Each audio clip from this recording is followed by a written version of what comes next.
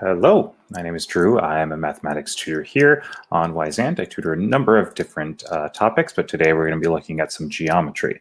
So the poster says that we want to find the length of a chord of a circle, and the information that we're given is that the chord is 10 centimeters from the center of the circle, and the circle has a radius of 15. So I've drawn a circle here, and I have, to my best of my ability, drawn the center right about here. And this line that that the center is connected to is what we're going to call the radius, which is 15 centimeters, we said, right?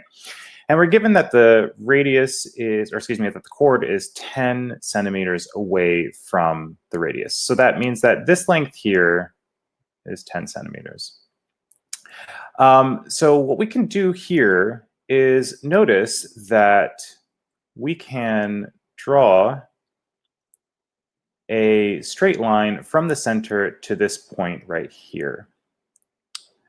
Now what I'm going to do is I'm going to label this little section here X. And notice that there's another section right over here we can also label X. So these are the same. I did this this particular way so that I could have the same length on either side of this radius that I've drawn right here, because we've drawn it perpendicular to this radius here.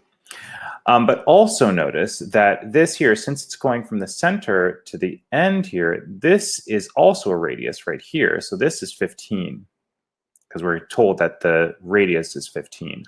So you'll notice here now that we have a little right triangle here. So using our knowledge of the Pythagorean theorem, we see that 10 squared, which is 100, plus x squared equals 15 squared. And 15 squared is 225, I believe. Yes. So now we just solve for this. Subtract 100 from both sides, we get x squared equals 125. And we take the square root of both sides, we get x is equal to, now we could do plus or minus, but since we're dealing with lengths, we're only concerned with the positive value. So if we simplify this, the square root of 125 is the same thing as 5 times the square root of 5. Now this is just x, so that's just this one right here, but we have two of them, so we just multiply it by 2, which means that this chord is equal to 2 times that, which is 10 times the square root of 5. And that is your answer.